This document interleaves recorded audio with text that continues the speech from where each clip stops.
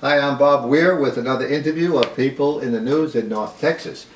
My guest today is Louisville resident and candidate for Texas House District 65, Kronda Thimesch. Kronda will be on the primary ballot in March for the Republican nomination. Thank you for being here, Kronda. Thank you so much. I appreciate both you and Annette inviting me in for this interview.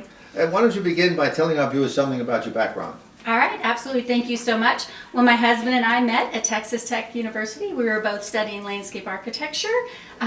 We met and got married. We started a business here in Louisville out of our garage over 30 years ago, where we have grown it to over 50 employees.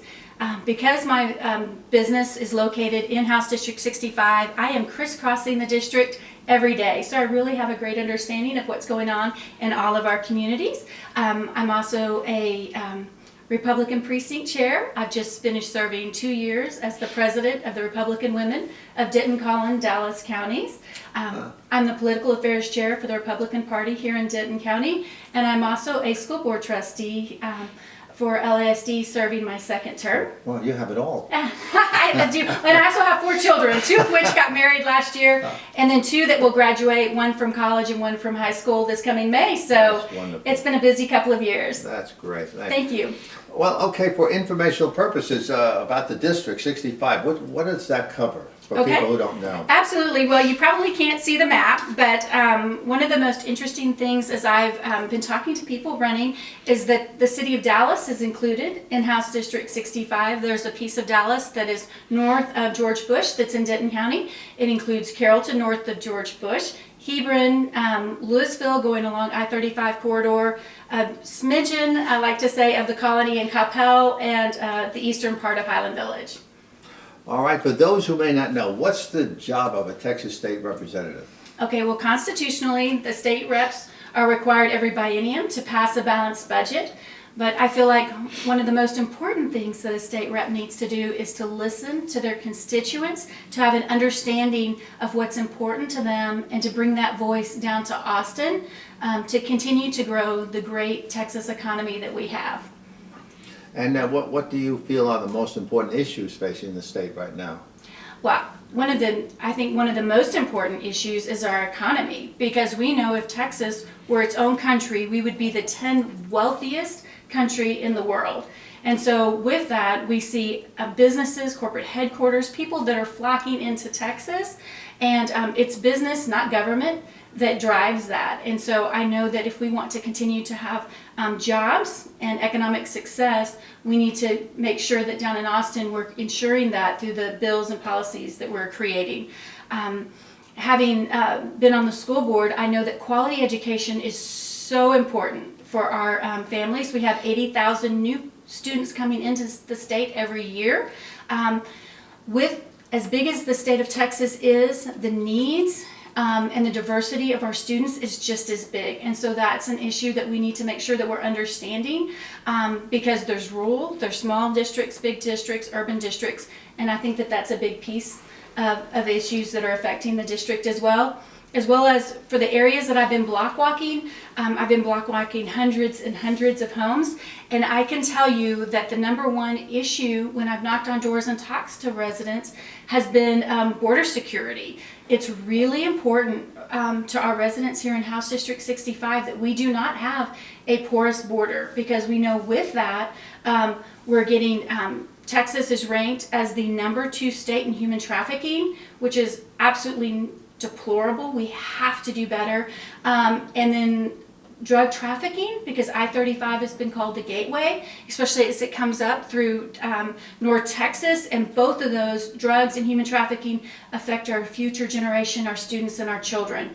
And so it's really important that we address that issue, as well as a close second when I'm talking to folks at their front porch is property taxes. And so with that, I know the legislation worked on that last session, but we know with that as a balance between property taxes, economic success, as well as tying into that appraisals, because you can lower your taxes, but if your appraisal goes up, your bill is still going to be larger. Well, Kronda, you've answered every question we have on here already, so it's been nice. No. Sorry, you asked just as I've had a great opportunity to be block walking, and I'm really committed to block walking several hours a day. So I've just had an unbelievable experience getting to talk to our community members. I'll bet that is some experience. That's right. You're getting out to meet the people face to face, and that's terrific. That's why these videos are very good too, because you get a chance. People get a chance to see and hear directly from you instead of just reading literature and stuff like that. As I often say, sometimes you get literature in the mail and it says, "Oh, I'm the greatest person since sliced bread, and my opponent's a bum," and all that kind of stuff. And, you can't. You don't know anything from that, but this way you get to know people a little better, and I do have a bunch of questions, but let's go through it. You went right down the list of when you've done, literally, I have done. Since the 1st of September, hundreds and hundreds and hundreds of doors. So it's literally a mini interview every time you get to knock on the door, and so for me, it's just.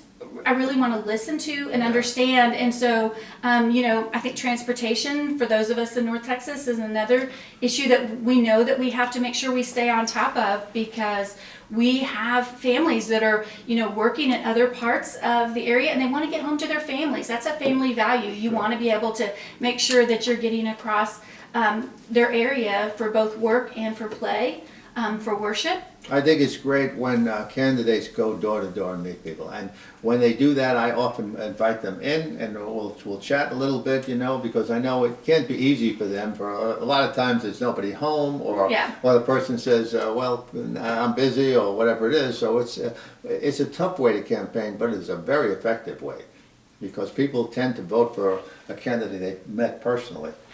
Anyway, that's been my experience.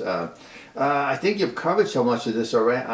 The education system in Texas. And we know with this past legislation, we really appreciate the work that our legislators did. But there's again, we are so diverse that I think with my experience both as a business owner, because we want to make sure that we are balancing that budget with the needs, and that I can tell you the needs for our students and the diversity and the challenges that we have in the school districts. You really need to understand there's a significant number of unfunded mandates. There's just a lot of policies and paperwork that I think sometimes we don't realize in Austin, when you create something that just compounds the work of the teacher outside of the classroom. And we really want to make sure, I know that our legislators really want the work to be in the classroom, educating our students. So we just want to make sure that as we're creating policies, that it's not making the job of the teachers harder. We're allowing them to get in there and do their job. And you may have mentioned already the support for building the wall. Absolutely. Well, I absolutely would support what I would want to know, because I'm not an expert in that. What I would want is our experts, our Border Patrol, our folks that are boots on the ground in that area. You tell me what is the best way, because it may be a wall in one area, maybe it's video surveillance or some type of high-tech surveillance in another area. What does that look like? How can we create the best opportunities to stop that? And when they tell us what is the best way, then I will absolutely support it. But I want them to tell us, because I've been along the wall. It's not the same across the district. Sure. Yeah, the terrain is very different, so different areas may require different methods. Absolutely. Now, will you be debating at the Flower Mound Area Republican Club meeting on the 14th of this month at Bridlewood Clubhouse? Absolutely. I've been a member of the Flower Mound Area Republican Club for years, and I really appreciate the opportunity to get in there and visit. I'll also be February 6th, the Republican Women of Denton, Collin, Dallas counties will also have a debate that I'll be at as well. And quickly, your view on abortion? I absolutely support pro-life. I will not, from cradle to grave, we have to be a voice for the unborn. Well, that's great. I think we've covered a lot of stuff in a short amount of time. Thank you Thanks to so much. Well, you have those issues for sure. Well, I get excited and just getting to visit with people, and just having an opportunity to hear what they've said over, these weeks and months. I love sharing it. So I appreciate you asking. And thanks for being here, Kronda. Thank you so much. I appreciate it. And good luck in the election. Thank you so much. And thank you for watching.